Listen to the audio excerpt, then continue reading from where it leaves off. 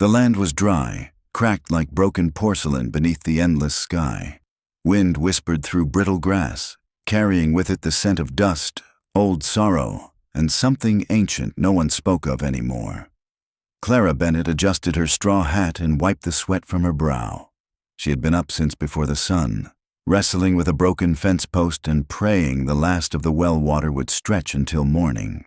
There wasn't much left. Not of the water, not of her money, and not of her will. But the ranch was all she had now. Her husband had died the previous winter, taken suddenly by a fever that no doctor could name, and no preacher could soothe. The town of Dustmere had buried him quickly and forgotten him even quicker. And they'd looked at Clara with those same tired eyes they gave to women who didn't know their place.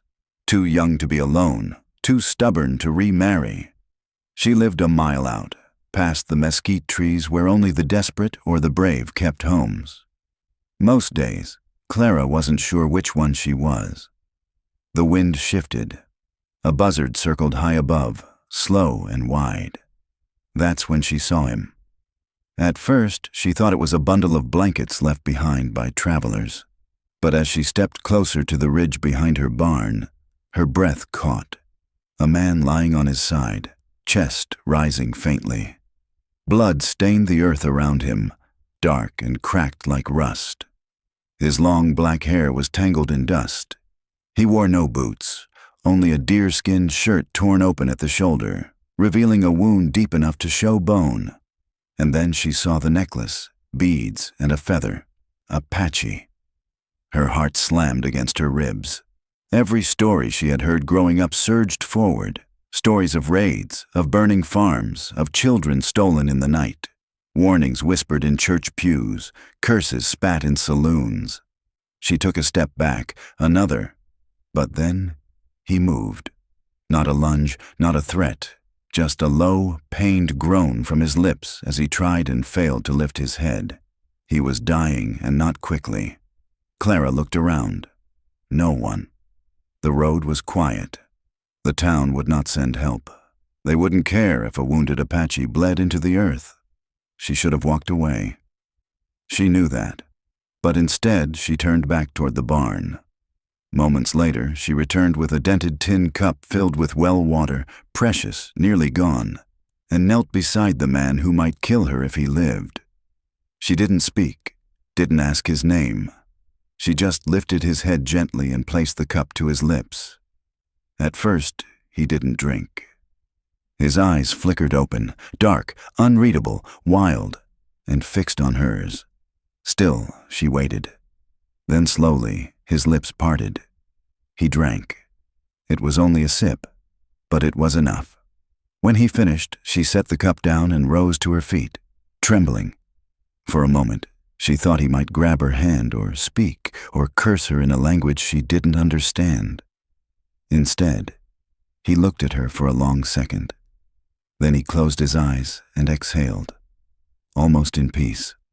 Clara turned and walked back to the house, unsure if she just saved a life or invited death onto her land. That night, she didn't sleep. And before the morning sun could rise above the canyon hills, thunder rolled across the dirt, not from the sky, but from the earth. Dozens of hooves, dozens of warriors, all riding toward her ranch. The sun had barely crested the hills when Clara heard them. The ground shook before she saw them. Dozens of riders silhouetted against the orange sky, their figures rising like ghosts from the horizon. Horses moved in tight formation, silent but fast. No dust cloud, no shouts, just the steady thump of hooves approaching her ranch like a heartbeat growing louder. She froze on the porch, one hand gripping the old rifle her husband had left behind. It wasn't loaded. She didn't know how to fire it, but it made her feel less naked. The first rider appeared just past the corral, then another and another. Within moments, the ranch was surrounded. Warriors on every side, their faces painted in quiet rage, feathers trailing in the wind. No one shouted, no one pointed a weapon, but their presence was a warning. Then she saw him, the wounded man. He rode at the front, sitting upright, but pale, the blood still fresh on his sleeve. He dismounted slowly, his eyes never leaving hers. The others waited. Clara swallowed hard, not daring to speak. He stepped toward her, limping, quiet, a strange dignity to him even as his body leaned with pain. When he stopped just a few feet away, the morning wind caught his hair and revealed his face more clearly. Young, maybe early 30s, but weathered. A scar cut across his jaw. His eyes, sharp and dark, held no anger. Only something heavier, something older. He raised one arm and spoke, just a single word she gave. The rest of the riders remained still. Then he turned his gaze to them and added in Apache something she couldn't understand. Whatever he said, it changed everything. Weapons were lowered, eyes softened. A few men nodded. And just like that, the warriors began to retreat, some with a glance back, others without a word. All except one. He remained the wounded man.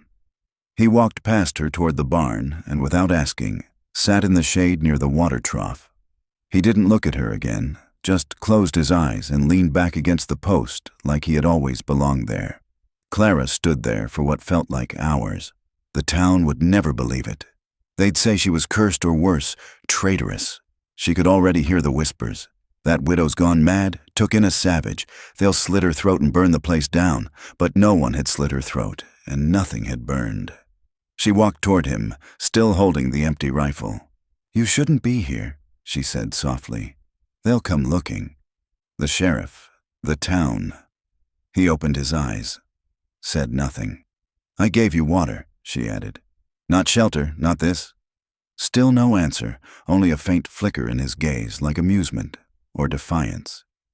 "Do you understand me?" she asked. His voice, when it came, was low, rough, accented. "You saved. I protect." Clara blinked. "You protect?" He nodded once.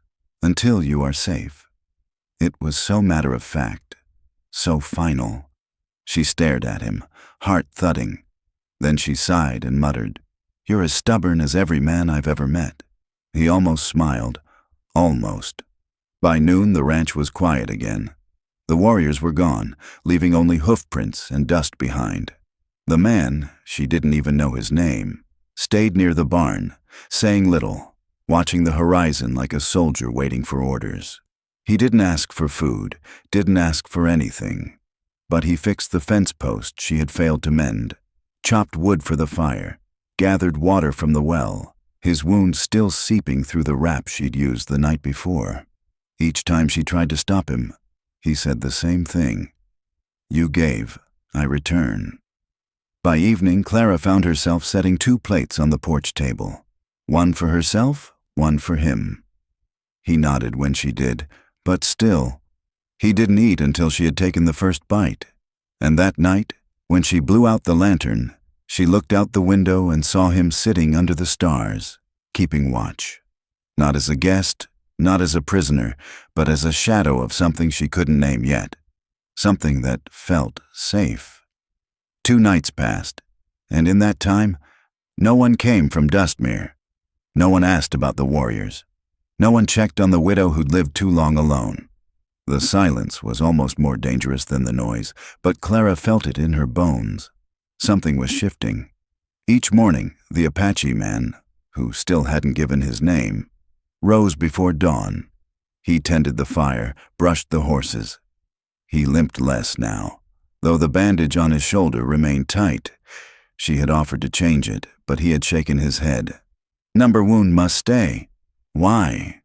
He touched the feathers around his neck. "So they remember. Pain teaches." It was the longest sentence he had spoken yet. By now, Clara had stopped asking him to leave. Something about his presence felt not just safe, but essential, like the ranch breathed easier with him near. He never entered the house. He never asked why she lived alone. He never touched her. But she began to notice small things. A rabbit cleaned and left near her door. A broken drawer in the barn quietly fixed. Her boots polished. Things no one had done for her since before Edward died. On the 3rd morning, she went to town for flour and coffee. The moment she stepped through the general store's door, the room hushed. 3 men stood by the sacks of grain, ranchers hardened and bitter. Their eyes slid to her. "Back from your secret war camp, Clara," one of them spat. She ignored it, picked up her sack of flour. Another man muttered, "They say you're keeping one of them out there on your land, feeding him, sleeping with him." The words cut like knives, but she didn't flinch until Marshal Ellison stepped from behind the counter. The town's lawman wasn't a cruel man, but he wasn't brave either. He wiped his glasses inside. "Miss Bennett, we've had reports." "Reports?" she repeated flatly. "Or gossip?" His jaw tightened. "You know tensions are high. Folks don't take kindly to harboring enemies." "He's not an enemy. He was wounded. I gave him water." One of the ranchers laughed. "That's what you call it now." Ellison raised a hand. "Enough. Clara, just be careful. People are nervous." She left without the coffee. That night, she sat on the porch, arms crossed tight, staring into the dusk. The Apache warrior sat on the ground nearby, sharpening a small knife with a stone. He didn't look up, but she felt his attention shift. "They think I'm a traitor," she said. He stopped sharpening. "They think I'm sleeping with you." Nothing. She looked at him. "You're not going to say anything?" He tilted his head, considering then. "Words are smoke." She almost laughed. "Easy for you to say. You're not the one they'll run out of town." He paused. "You gave water to a dying man. That is not shame. That is root." "Root?" He nodded once. "In my people, a woman who gives water gives life, not just to body, to spirit. You gave what cannot be repaid." A long silence fell between them. Then faintly she whispered, "You speak like someone who's lost more than blood." His eyes darkened. He turned back to the blade. She didn't press. That night after the lantern was out, Clara awoke to a noise. Wood breaking, voices outside, a scream cut short. She jumped from bed and ran to the window. 5 men, lanterns, guns. They had come while the world slept. They had come for her. One of them kicked the barn door open. Another shouted, "You in there, red lover? Come out!" She grabbed the rifle, useless still, but held it anyway. The front door burst, and then a shadow moved faster than any man, a blur of bone and blade. A scream. Another. A man fell. Then another. In less than a minute, the yard was silent again. Clara stood frozen in the doorway, breath hitching in her throat. The Apache man stood near the fence, breathing hard, the knife wet in his hand. 4 men lay moaning on the ground. The 5th ran into the dark. He turned to her. "I stay," he said simply, "until all danger sleeps." And she, shaken, heart pounding, eyes wide, nodded once. Because for the first time since Edward died, she didn't want to be alone anymore. By morning, the broken men were gone. Clara hadn't asked where he took them. She hadn't asked how none of them died despite the blood. But she had seen the way he moved, like a windstorm wrapped in silence. And she suspected death had come close enough to be felt, then spared at the last second. Mercy, perhaps, or a message. Either way, word spread fast. By midday, the town buzzed with whispers. Marshal Ellison came riding up with 2 deputies, stopping just short of her fence line. Clara met him on the porch with a calm she didn't feel, her hands still shaking beneath her shawl. "We heard there was an attack," Ellison said, removing his hat. "You all right?" "I'm alive," she said plainly. He eyed the barn. "Was it true? Were they after him?" She didn't answer. "Clara, I can't protect you if you don't." "I never asked you to protect me," she snapped. A pause. The wind picked up, stirring the dirt at their feet. One of the deputies spat. "She's hiding a savage. That's what this is. The men were trying to run him off, protect the town." Clara took a step forward. "They broke into my home in the middle of the night." "You call that protection?" Ellison raised a hand to settle the tension, but it was too late. The deputy's glare hardened. "You're putting us all at risk," he muttered. "Them Apache'll turn on you fast." Then from behind the barn, a shadow moved. He was there, the warrior. No weapon in hand, no threat, just his silent presence. But it was enough to send the deputies reaching for their holsters. "Stand down!" Ellison barked. The air thickened. Time froze. Then slowly, the Apache man raised both hands and stepped back, disappearing into the shadows again. Ellison looked at Clara. "You've got to choose, Clara. The town or him. You can't have both." She didn't flinch. "I never asked for either."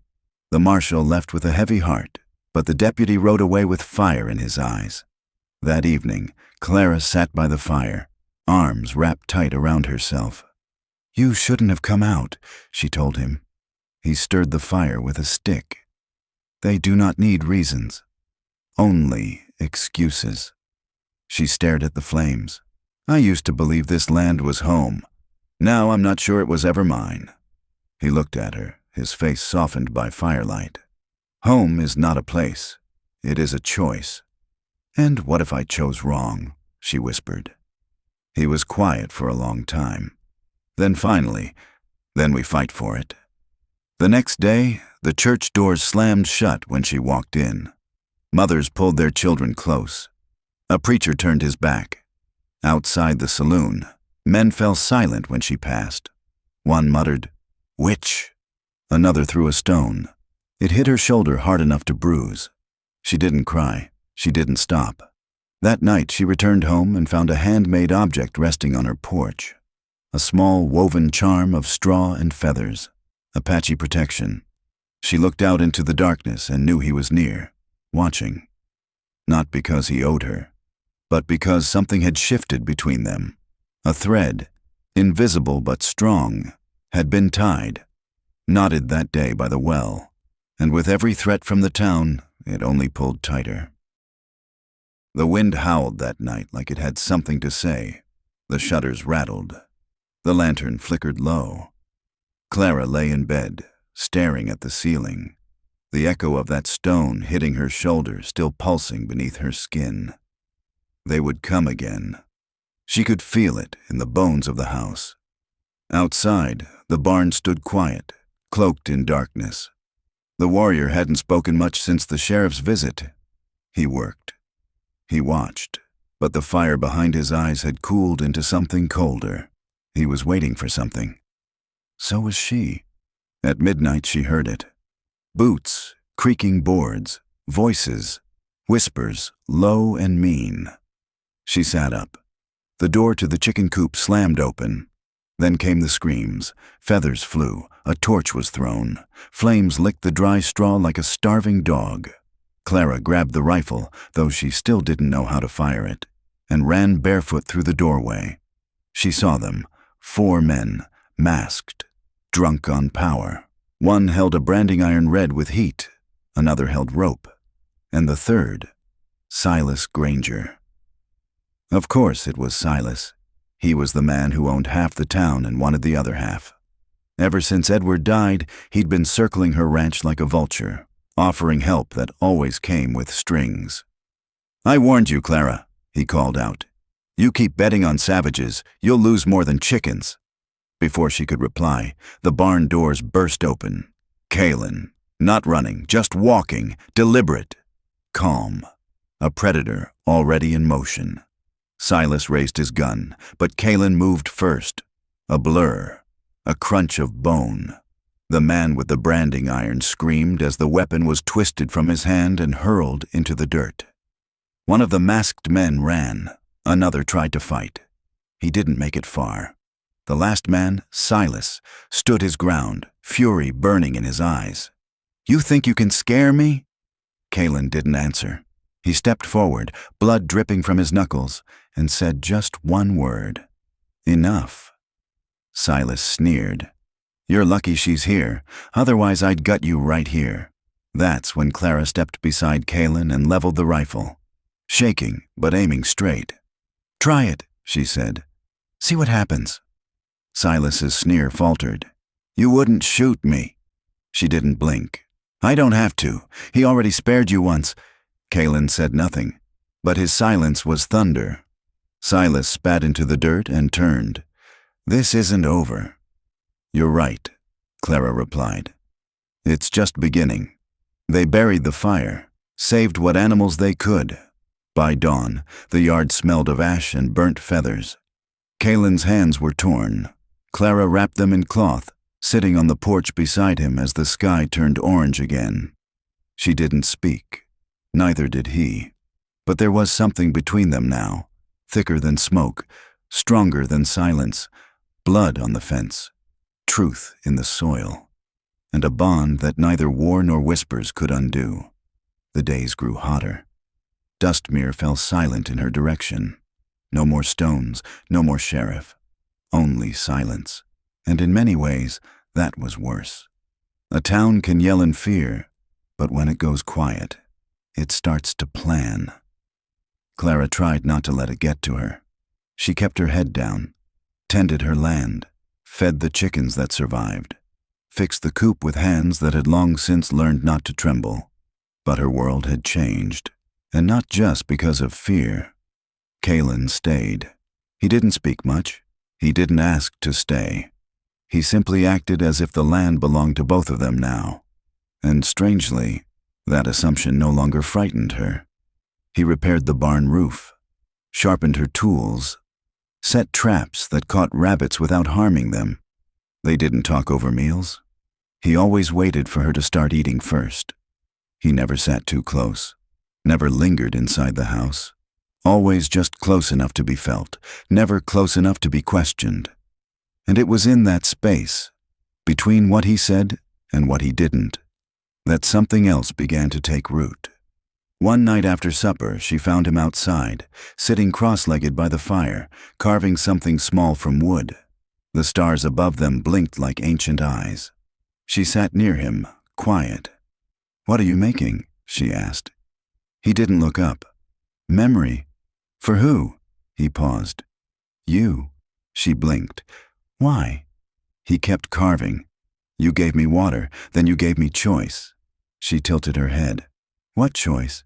"To stay." She looked into the flames. "No one else would have, not in your place." He glanced at her then, just once. "You would." It wasn't a compliment. It was a truth.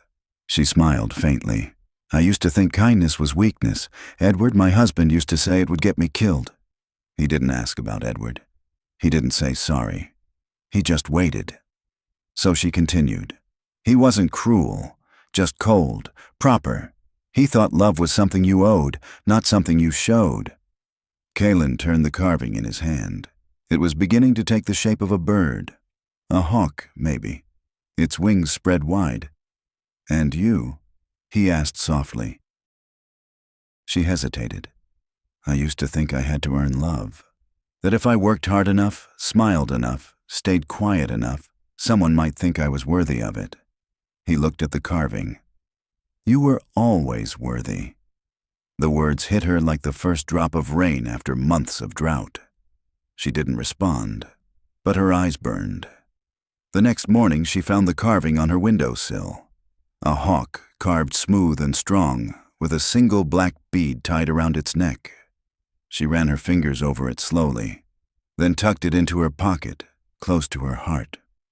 That day she baked cornbread, real cornbread, with the last of the good flour, and brought it out to him near the fence line.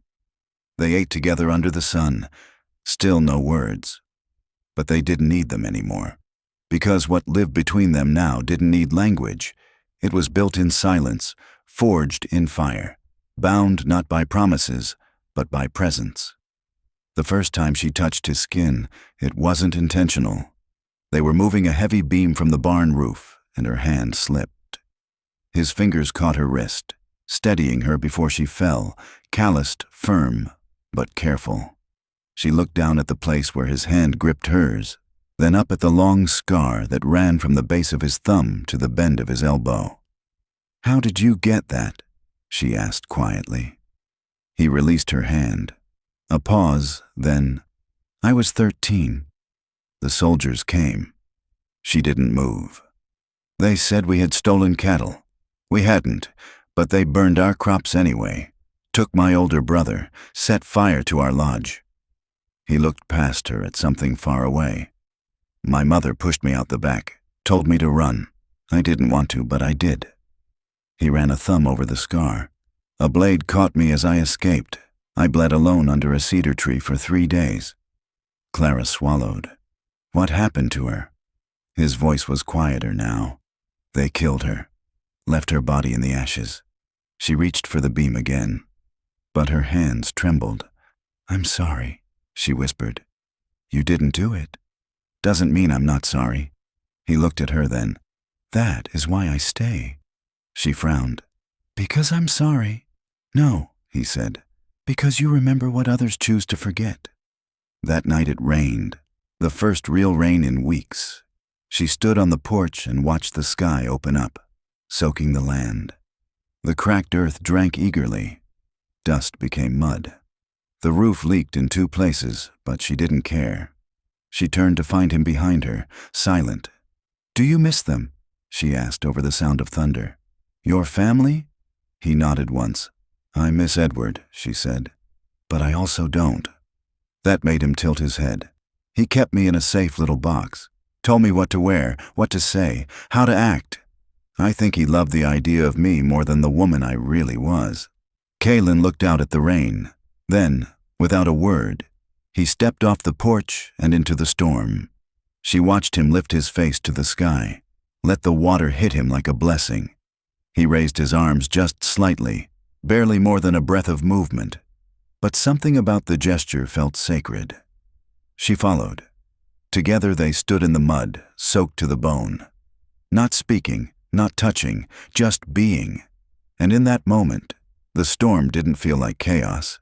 It felt like cleansing, like the past being washed from their skin, drip by drip.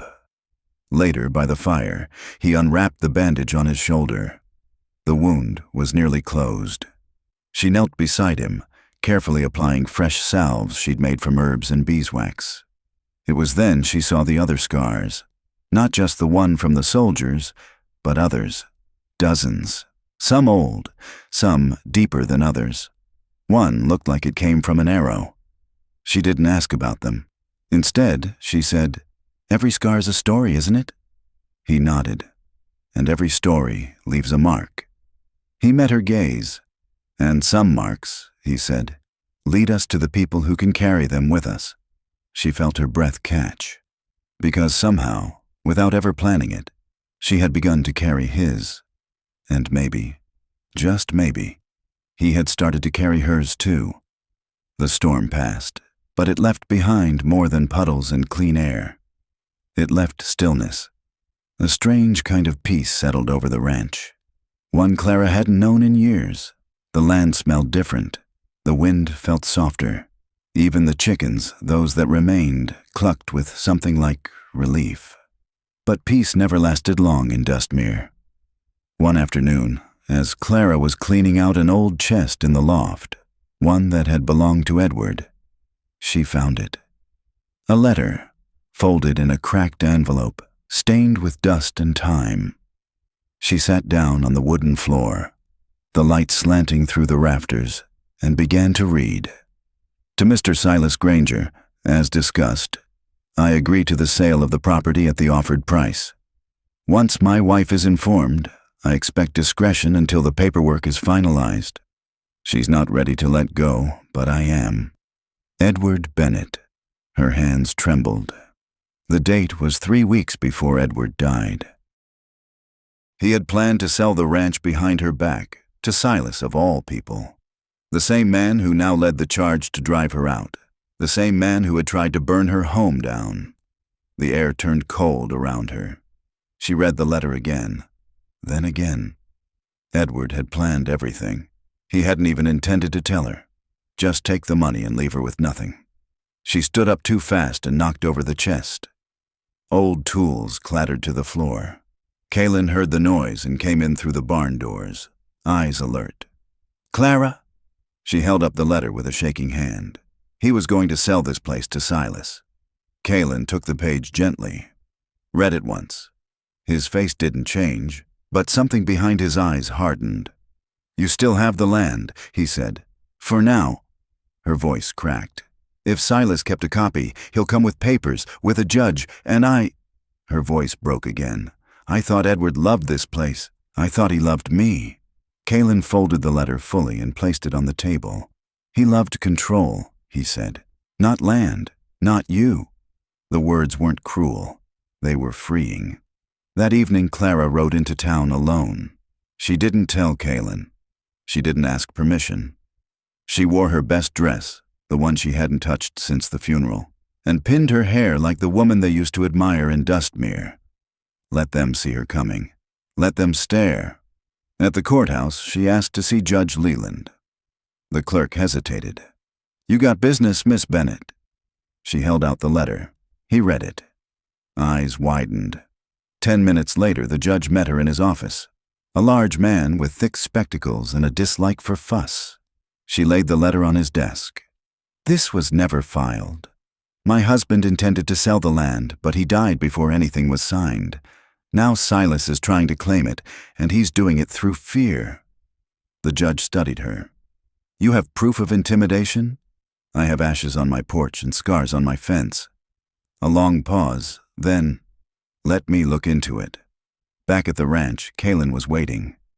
She handed him the letter. "It's not over," she said. "But I'm not going to run." He nodded once. "Good." Then without warning, she stepped closer, placed her hand on his chest, felt the steadiness of his breath beneath her palm, and said, "I don't want to carry this alone anymore." His hand came up slowly, resting over hers, not pulling her closer, just holding. There was no kiss, no declaration. Only two people, broken by different worlds, sharing a truth too sacred for words. The next morning, she woke before dawn. Kaelin was already saddling the horses. He didn't ask her if she was sure, and she didn't tell him she was scared. They both knew. The air was thick with heat, though the sun had barely risen. Somewhere in the distance, a hawk cried, sharp and high. It felt like a warning. They rode side by side past the broken fence, past the burned coop, past the place where blood had soaked the dirt. Clara didn't look back. She'd done that too many times already. By the time they reached the town square, people were already gathered. Silas stood at the center, arms crossed, smug as a fox in a henhouse. His men flanked him, rough and ready. And there, by the courthouse steps, stood Judge Leland. Clara dismounted and handed her reins to Kaelin, then marched straight through the crowd, eyes locked on the judge. Silas laughed. "Well, well, look who's found her nerve." She ignored him. "Judge, you said you'd look into the deed." Leland nodded slowly. "I did." He held up a folder. "Mr. Granger never filed a purchase contract. There's no legal transfer, and the letter you brought proves intent, not completion." Silas stepped forward, face darkening. "We had a deal." "You had a promise," the judge said sharply, "from a man who's no longer alive. That doesn't mean you own the land." The murmurs began at once. Silas's voice rose. "She's lying. That paper could have been forged. She's shacked up with an Apache, for God's sake. She'd do anything to keep that ranch." All eyes turned to Kaelin. He stood still, calm, and yet everyone took one step back. Except Silas. He drew a pistol. It happened fast, too fast for thought, but not too fast for Kaelin. He moved with the speed of a storm breaking open. One step, two, and then he was between Clara and the gun. A shot rang out. Gasps, screams. The bullet missed. Not by accident. Because Kaelin had knocked Silas's arm sideways with the force of a sledgehammer, sending the pistol flying. Then, without a sound, he pinned Silas to the ground. One knee on his chest, one hand around his throat. Still no word. Still no hate, only pressure, enough to remind, not enough to kill. "Let him go!" Leland shouted. Kaelin looked to Clara. She nodded. He stood. Silas choked, gasping for breath, humiliated before the whole town. But no one stepped in to help him. Not this time. Later, the judge handed her a signed paper. "Your deed," he said. "It's yours now, legally, permanently." Clara took it with both hands. "Thank you," she whispered. He looked over her shoulder at Kaylin. "You might consider moving farther out for safety." She nodded. "We'll consider a lot of things." That night, back at the ranch, they didn't speak of the town, or the gun, or the faces that had finally looked at them with something close to respect, or at least weariness. Instead, she brought out 2 cups of coffee. They sat under the stars, shoulders nearly touching. "I thought I would lose everything," she said. Kaylin looked at her. "You found something instead." She turned toward him. "What?" He hesitated. Then, with more courage than she'd ever seen in his eyes, he said, "Someone." Weeks passed. The sky shifted from summer's fire to the golden breath of autumn. The land cooled. The cicadas fell quiet. The earth, once so parched, began to soften under cooler winds. And still, he stayed. Not as a guest, not as a ghost, but as something in between. Kaylin never asked for anything. He slept in the barn even when she offered the spare room. He ate only what she shared. He spoke little, but his presence became part of the ranch like the hills or the windmill, constant, grounding. One evening, as Clara brought in the laundry, she caught sight of him by the well. He was staring at it. Not drinking, just staring. She approached, her skirts brushing the dry grass. "What is it?" He didn't look up. "This is where it began." She nodded. "I was ready to die here," he said, "and you gave me life." Her voice was soft. "I didn't do much." He turned to her. "You did everything." A long silence followed. Then he reached into his pocket and pulled out something wrapped in cloth. She opened it slowly. A necklace. Beads of bone and turquoise, threaded with a single raven feather and a stone carved into the shape of a wave. "It's beautiful," she whispered. "What does it mean?" He looked at the well. "Water is more than survival to my people. It's spirit, memory, the bond between 2 lives." She traced the beads with her fingers. "And this stone? It means you are not alone." Her breath caught. "I made it for you," he said, "but only if you choose to wear." She looked up into his eyes, dark, steady, unflinching. "I choose," she said. From that day on, things began to change, slowly, deliberately. The townsfolk still whispered, but some began to wave. An old woman brought eggs from her coop. A child left flowers on the fence.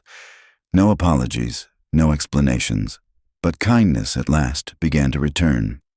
One afternoon, Marshal Ellison stopped by on horseback. He removed his hat. "I'm not here on business, just checking in." She offered him coffee. He declined, then added, "The council voted. They're not going to press anything, not now." She nodded. "Thank you."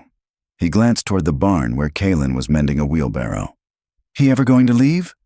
Clara looked over her shoulder. Kaylin didn't notice them. He was focused, hands moving with quiet purpose.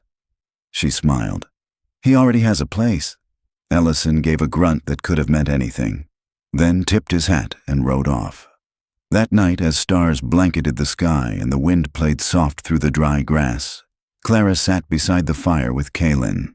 She leaned her head gently against his shoulder. He didn't move away. She whispered, "Do you ever miss the life you had before?" He was quiet a long time. Then, "Yes, but this is something new." She nodded, and together they listened to the wind, to the water in the well shifting softly below, to the silence that now felt like home. Sometimes the most powerful acts are the smallest. A cup of water, a place to rest, a word left unspoken, but deeply understood.